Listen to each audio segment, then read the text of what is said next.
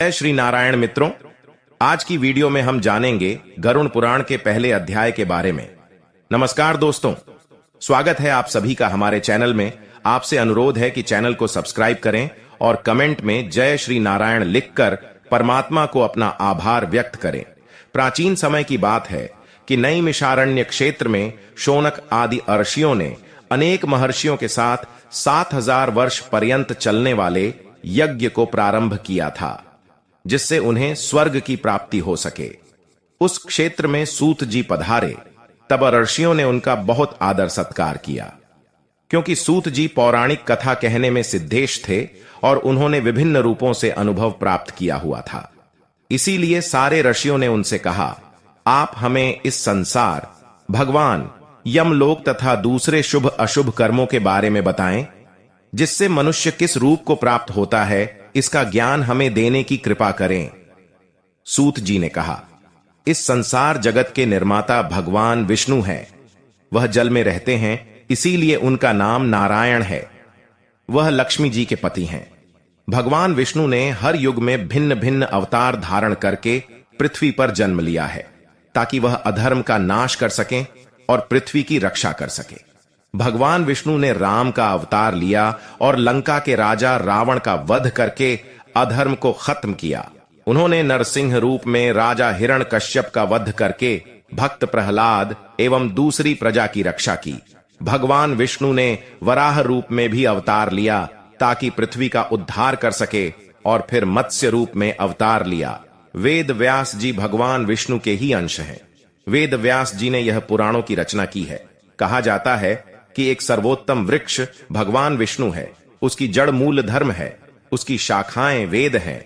उस वृक्ष के फूल रूप में यज्ञ को माना गया है और फल के रूप में मोक्ष को माना गया है। वह सर्वोत्तम वृक्ष रूपी भगवान विष्णु ही सारे फल और मोक्ष को देते हैं। एक समय पर पार्वती जी ने भगवान शिव से पूछा था, आप खुद ही एक भगवान हैं, इस संसार के रचयिता है, तो आप किसका ध्यान करते रहते हैं? यह सुनकर भगवान शिव ने कहा, मैं देवों और ऋषियों का ध्यान करता हूं, उसमें विष्णु ही श्रेष्ठ है। इस संसार में परब्रह्म नारायण विष्णु है और उन्हीं का चिंतन करता हूं। भगवान विष्णु अनेकों रूप में अवतार लेने वाले पर ब्रह्म है। भगवान विष्णु ही अनेक रूप में पृथ्वी पर अवतार लेकर अधर्म का नाश करके धर्म की स्थापना करते हैं। इस प्रकार भगवान शिव ने पार्वती जी को भगवान विष्णु की महिमा बताई थी। तब ऋषियों को दूसरी बातें जानने की उत्सुकता हुई। तब ऋषियों में सूत जी से कहा, हे प्रभु, अपने भगवान विष्णु की श्रेष्ठता के बारे में हमें जो भी ज्ञान दिया, वह अत्यंत भय मुक्त करने वाला ज्ञान है। इसके अतिरिक्त आप हमें यह बताइए कि इस सृष्टि में आने के बाद भोगने वाले दुख और कष्ट को नाश कैसे किया जा सकता है।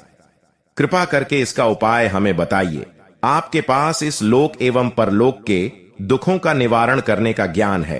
हम यह जानना चाहते हैं कि यमराज के मार्ग तक पहुंचने में मनुष्य को किस प्रकार की मुसीबत का सामना करना पड़ता है। सूत जी ने कहा, एक समय पर गरुड़ जी ने भी ऐसा प्रश्न भगवान विष्णु से किया था। उस समय भगवान ने जो भी ज्ञान दिया था, वह ज्ञान मैं आप लोगों को दूंगा। यम का मार्ग बहुत कष्ट वाला है, किंतु आप अगर अपने कल्याण के लिए यह जानना चाहते हैं, तो मैं आप लोगों को इसके बारे में बताता हूं। गरुड़ जी ने जब भगवान विष्णु से पूछा था कि आपके नाम की आराधना करना तो अत्यंत सरल है, आपकी भक्ति करने के उपरांत भी मनुष्य नरक में क्यों जाता है? आपकी भक्ति के भिन्न भिन्न मार्ग और गतियां हैं, फिर भी मनुष्य जब आपकी भक्ति से वंचित रह जाता है, तो उसे यह दुर्गम मार्ग कैसे मिलता है और इसके कष्ट क्या हो सकते हैं? पाप करने वाले पपियों की किस प्रकार दुर्गति होती है और किस रूप में उनको नरक मिलता है? आप मुझे कृपा करके बताएं। इसे पूछने पर भगवान विष्णु ने गरुड़ जी को कहा, हे गरुड़, मैं तुम्हें यम के मार्ग का ज्ञान देता हूं। इसी मार्ग से पापी लोग यमलोक को प्राप्त करते हैं। इसका वर्णन अत्यंत भयानक है। जो मनुष्य उग्र स्वभाव के होते हैं, धन और मर्यादा का ज्ञान जिसमें नहीं है, जिनको संसार में मोह माया है, वह मनुष्य अपवित्र होते हैं और वही नरक लोक में जाते हैं। दानवीर मनुष्य मोक्ष को प्राप्त करते हैं और पापी लोग कष्टपूर्वक यम की पीड़ा भोगते हुए नरक में जाते हैं। दुष्ट और पापी लोगों को इस संसार में किस प्रकार के दुख मिलते हैं, उनकी मृत्यु किस प्रकार होती है, उसका ज्ञान मैं तुम्हें देता हूं। इस संसार में जब मनुष्य जन्म लेता है तब वह अपने पूर्व जन्म के कर्मों के हिसाब से इस जन्म में शुभ अशुभ फल भोगता है। बुरे कर्मों के प्रभाव से व्यक्ति को रोग हो जाता है। परेशानियां और रोग से पीड़ित वह व्यक्ति निराश हो जाता है। व्यक्ति कितना भी बलवान हो, युवावस्था में उसकी पत्नी पुत्र होने के बावजूद वह अचानक से भयभीत होने लगता है। काल उसको घेर लेता है। वृद्धावस्था में व्यक्ति को मृतक के समान रहना पड़ता है। घर के लोगों के द्वारा अपमानित होता है और अपमानजनक आहार लेता है। आहार लेने की शक्ति कम हो जाती है और इसकी वजह से चलने फिरने की शक्ति भी कम हो जाती है। कफ के कारण स्वर्ण नालियां चल नहीं पाती। स्वास्थ्य बिगड़ने लगता है। खटिया पर पड़ा रहता है। मृत्यु के निकट आ जाता है। मृत्यु के निकट आने पर देवता जैसे मनुष्य की दृष्टि भी दिव्य हो जाती है। मरते समय पापी के पांचों तत्व अपने स्थान छोड़ देते हैं और उसका एक क्षण भी मुश्किल से बीतता है। मनुष्य को इतनी पीड़ा होती है जितनी बिच्छू के काटने से होती है। यमदूतों के भय से उसके मुंह से लार गिरने लगती है। ऐसे ही पापियों के प्राण जब निकलते हैं तब उनको यमदूत मिलते हैं। यमदूत के लाल नेत्र होते हैं और मुख भयानक होता है। उस समय यमदूत अत्यंत क्रोधित होते हैं और उनके हाथ में पाश और दंड होता है और वह दांत को पीसते हैं। उनके मुख काले और नख विशाल होते हैं। उनको देखकर प्राणी भयभीत होकर मल मूत्र का त्याग करने लगता है। ऐसी अवस्था में जीव शरीर से निकल जाता है और मोह में अपने घर को देखता है और इस समय यमदूत उसे पकड़ लेते हैं। यमदूत उसे गले में रस्सी बांधकर ऐसे ले जाते हैं जैसे गुनहगार को सिपाही राजा के पास ले जाते हैं। मार्ग में नर्क के भयानक दुख और तकलीफों के बारे में बताते हैं और धमकियां भी देते हैं। यमदूतों की ऐसी कठोर वाणी को सुनता है और तड़पता है। भय से तड़पता वह मनुष्य अपने पापों को याद करते हुए उस मार्ग से जाता है। कुत्ते मार्ग में उसे काटते हैं। उस मार्ग में उसे खाने को खाना और पानी नहीं मिलता। सूर्य की तेज गर्मी में चलना पड़ता है। यमदूत उसे मार्ग में कोड़े से मारता है और घसीट कर ले जाते हैं। इस प्रकार अत्यंत पीड़ा सहकर वह अंधकार यमलोक में पहुंच जाता है। वहां उसे उसके पापों का फल मिलता है। यमराज उसे घोर नरक की यातना देकर फिर से मनुष्य रूप में भेजते हैं। अपने पुत्रों द्वारा दिए गए पिंड और दान को वह जीव खाता है, पर फिर भी पापी जीव होने के कारण उसकी तृप्ति नहीं होती। जिस मनुष्य का पिंड दान नहीं होता वह प्रेत योनि में रहकर दुखपूर्वक भ्रमण करते हैं। यम की यातना भोगे बिना जीव को मनुष्य के रूप में जन्म नहीं मिलता और वह अन्य योनियों में भटकता रहता है। उस पिंड के रोज 4 भाग होते हैं। उसमें से 2 भाग 5 भूतों को, 1 भाग यमदूतों को और 1 भाग उस जीव को खाने को मिलता है। ऐसे 9 दिन तक पिंडदान करते हैं और वे लोग खाते हैं। जब मनुष्य का शरीर जलाते हैं उसके बाद उनके पुत्र जो पिंडदान 9 दिन करते हैं उसे उस जीव को 10वें दिन मिलता है। वह जीव की देह जाकर यमलोक मार्ग में अपने कर्मों का भोगना पड़ता है। अब किस तरह से 10 दिनों में पिंड से शरीर बनता है उसे बताता हूं।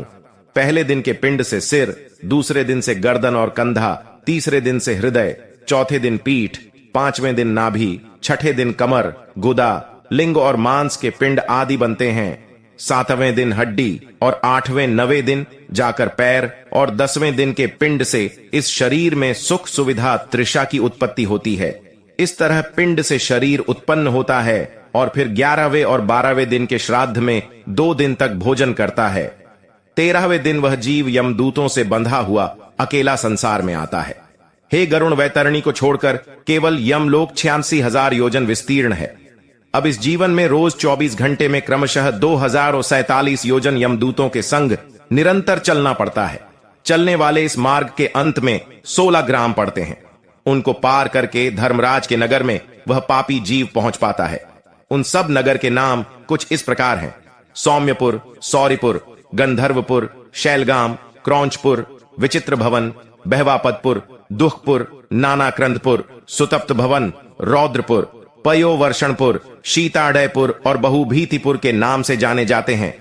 इसके बाद यमपुर है। यमलोक में जाने वाला मनुष्य अत्यंत पीड़ा भोगता है और अपने कर्मों को याद करते हुए पीड़ित होता रहता है। अपने कर्मों के विषय में चिंतन करता हुआ अनेक दुख भोगता है।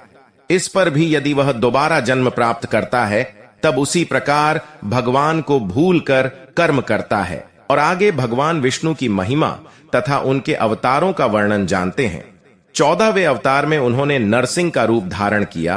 पराक्रमी दैत्यराज हिरण्यकश्यप के हृदय को अपने तेज नखाग्रों से चीर डाला था। 15वें अवतार में उन्होंने वामन रूप लिया। इस रूप में वे राजा बलि के यज्ञ में जाकर देवों को 3 लोक प्रदान करने की इच्छा से उनसे 3 पग भूमि मांगी। 16वें अवतार में ब्राह्मण द्रोही क्षत्रियों के अत्याचारों से क्रोधित होकर प्रभु ने परशुराम का रूप लिया और 21 बार पृथ्वी को क्षत्रियों से मुक्त किया। 17वें अवतार में भगवान ने सत्यवती से व्यास का रूप लिया और मनुष्य के अल्पज्ञता को जाना और सबको वेदों का ज्ञान दिया। 18वें अवतार में उन्होंने श्री राम का रूप लिया और अधर्म का नाश किया और अनेकों पराक्रम पूर्ण कार्य किए। 19वें तथा 20वें अवतार में भगवान ने कृष्ण तथा बलराम का रूप लिया और धर्म की रक्षा की। 21वें अवतार में प्रभु कलयुग के अंत में निकट देश में जीन पुत्र बुद्ध के नाम से रूप धारण करेंगे और इसके बाद कलयुग की 8वीं संध्या में अधिकांश राज्यवर के समाप्त होने पर विष्णुसा नाम के ब्राह्मण के घर में कल्कि का अवतार धारण करेंगे। हे ऋषियों, भगवान नारायण के असंख्य अवतारों में से यहां पर मैंने कुछ ही अवतारों का वर्णन किया है। सारे आर्षिगढ़ उन्हीं की पूजा आराधना करते हैं। उसमें मनु और अन्य उत्तम आर्षि से ही जगत की रचना हुई है। इनकी पूजा व्रत आदि करना चाहिए। पूर्व काल में मैंने इसी गरुड़ पुराण को भगवान वेद व्यास के द्वारा सुना था। अत्यंत फलदायी गरुड़ महापुराण की सभी अध्यायों का विस्तार पूर्वक पढ़ने के लिए हमारे चैनल को सब्सक्राइब करें। वीडियो पसंद आई हो तो लाइक करें, चैनल को सब्सक्राइब करें। कमेंट में जय श्री नारायण अवश्य लिखें। जय श्री नारायण।